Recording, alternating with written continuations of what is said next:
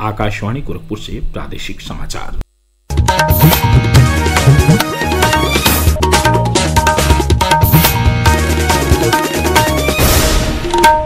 नमस्कार, समाचार बुलेटिन के साथ मैं वेद प्रकाश पाठक। पहले मुख्य समाचार। पाकिस्तान प्रायोजित आतंकवाद को उजागर करने के लिए आक्रामक वैश्विक अभियान शुरू। टोक्यो और अबू धाबी पहुंचा सर्वदलीय प्रतिनिधिमंडल। प्रधानमंत्री नरेंद्र मोदी आज देश को देंगे 103 अमृत भारत रेलवे स्टेशनों की सौगात। सबसे अधिक प्रदेश के 19 रेलवे स्टेशनों का वर्चुअल माध्यम से होगा उद्घाटन। विश्व में कोविड के बढ़ते मामलों को देखते हुए मुख्यमंत्री योगी आदित्यनाथ ने की समीक्षा बैठक। कहा, चिंता की कोई बात नहीं, लेकिन सावधानी और सतर्कता आवश्यक। और प्रदेश में तेज आंधी के साथ बारिश से जनजीवन प्रभावित, कुछ स्थानों पर जान माल की क्षति। वर्षा का क्रम रुक रुक कर जारी। अब समाचार विस्तार से। भारत ने पाकिस्तान प्रायोजित आतंकवाद को उजागर करने के लिए आक्रामक वैश्विक अभियान शुरू किया है। इसके तहत कल 2 सर्वदलीय प्रतिनिधिमंडल 9 देशों की यात्रा पर रवाना हुए। जनता दल यूनाइटेड के सांसद संजय कुमार झा के नेतृत्व में सर्वदलीय प्रतिनिधिमंडल ऑपरेशन सिंदूर पर भारत के कूटनीतिक प्रयासों के अंतर्गत 5 देशों इंडोनेशिया, मलेशिया, दक्षिण कोरिया, जापान और सिंगापुर की यात्रा पर रवाना हुआ। यह दल जापान के टोक्यो पहुंच गया है। वहीं शिवसेना सांसद श्रीकांत शिंदे के नेतृत्व में एक अन्य प्रतिनिधिमंडल संयुक्त अरब अमीरात, लाइबेरिया, कांगो और सिएरा लियोन की यात्रा पर रवाना हुआ। यह दल संयुक्त अरब अमीरात के अबू धाबी पहुंच गया है। पाकिस्तान के नापाक इरादों और भारत के सफल आतंकरोधी अभियान के बारे में अंतर्राष्ट्रीय समुदाय को जानकारी देने के लिए 7 बहुदलीय प्रतिनिधिमंडल गठित किए गए हैं।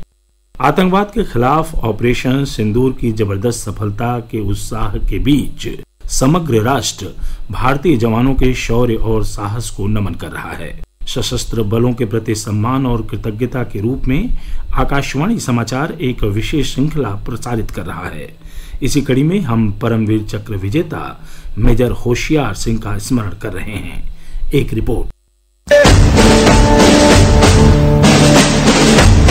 हरियाणा में जन्मे मेजर होशियार सिंह जून 1963 में 3री ग्रेनेडियर्स रेजिमेंट में शामिल हुए। 1971 में भारत पाक युद्ध के दौरान बटालियन को बसंतर नदी पर एक पुल बनाने का काम सौंपा गया था, जो दोनों तरफ गहरी बारूदी सुरंगों से ढकी हुई थी। मेजर सिंह सी कंपनी के कमांडिंग ऑफिसर थे, जिन्हें जरपाल इलाके पर आक्रमण करने का निर्देश दिया गया था। कंपनी पर दुश्मन की ओर से मशीन गनों से भारी गोलाबारी हुआ। दुश्मन की गोलीबारी में गंभीर रूप से घायल होने के बावजूद मेजर होशियार सिंह हिम्मत नहीं हारे और अपने जवानों को प्रेरित करते हुए एक खाई से दूसरी खाई तक आगे बढ़ते गए। जब वे अपने जवानों को प्रोत्साहित कर रहे थे, तभी दुश्मन का एक गोला मीडियम मशीन गन पोस्ट के पास आकर गिरा, जिससे चालक दल के लोग घायल हो गए। मेजर होशियार सिंह स्थिति को समझते हुए तुरंत मशीन गन पिट की ओर दौड़ लगाई और खुद गंभीर रूप से घायल होने के बावजूद गन को संभाला और दुश्मन को भारी नुकसान पहुँचाया। दुश्मन के कमांडिंग ऑफिसर सहित 85 जवान मारे गए। मेजर होशियार सिंह को उनकी वीरता और कर्तव्य के प्रति अडिग समर्पण के लिए परमवीर चक्र से सम्मानित किया गया।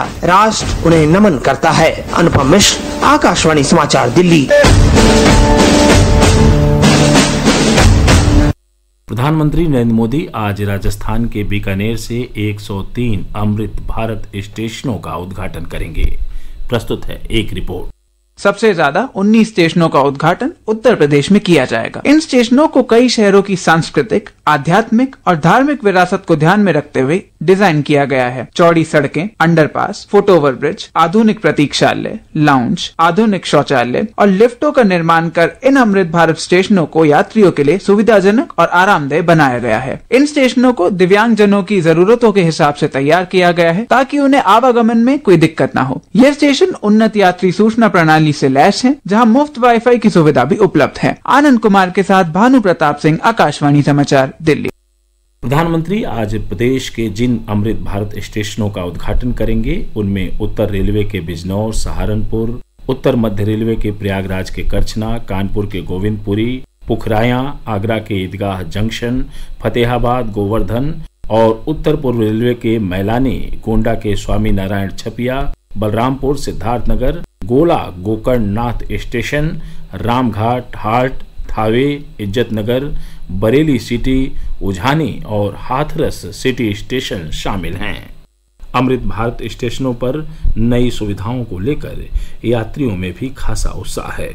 गोवर्धन निवासी मयूर कौशिक ने प्रधानमंत्री का आभार जताया है।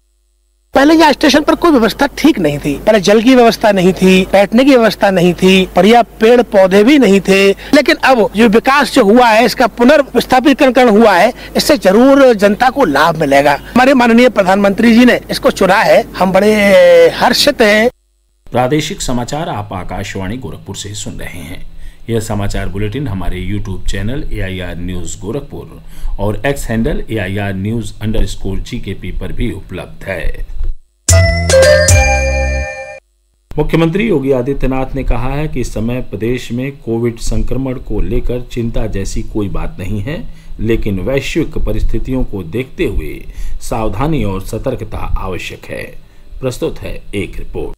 मुख्यमंत्री योगी आदित्यनाथ ने कल लखनऊ में कोविड-19 के नए उप वेरिएंट JN.1 से संबंधित वैश्विक और राष्ट्रीय स्थिति को देखते हुए प्रदेश में कोविड-19 की वर्तमान स्थिति की समीक्षा की। इस दौरान उन्होंने निर्देश दिया कि राज्य के सभी मेडिकल कॉलेज, जिला अस्पताल और स्वास्थ्य इकाइयां अलर्ट मोड में रहें और किसी भी आपात स्थिति से निपटने के लिए पूरी तरह तैयार रहें। श्री योगी ने कहा कि कोविड-19 की पिछली लहरों के दौरान जिला अस्पतालों में बनाए गए 10-10 बेड के ICU, वेंटिलेटर और ऑक्सीजन प्लांट आदि को अस्थायी रूप से क्रियाशील रखा जाए। इन सुविधाओं की नियमित टेस्टिंग और आवश्यकता अनुसार रख रखाव सुनिश्चित किया जाए। समाचार कक्ष से मैं अरुण।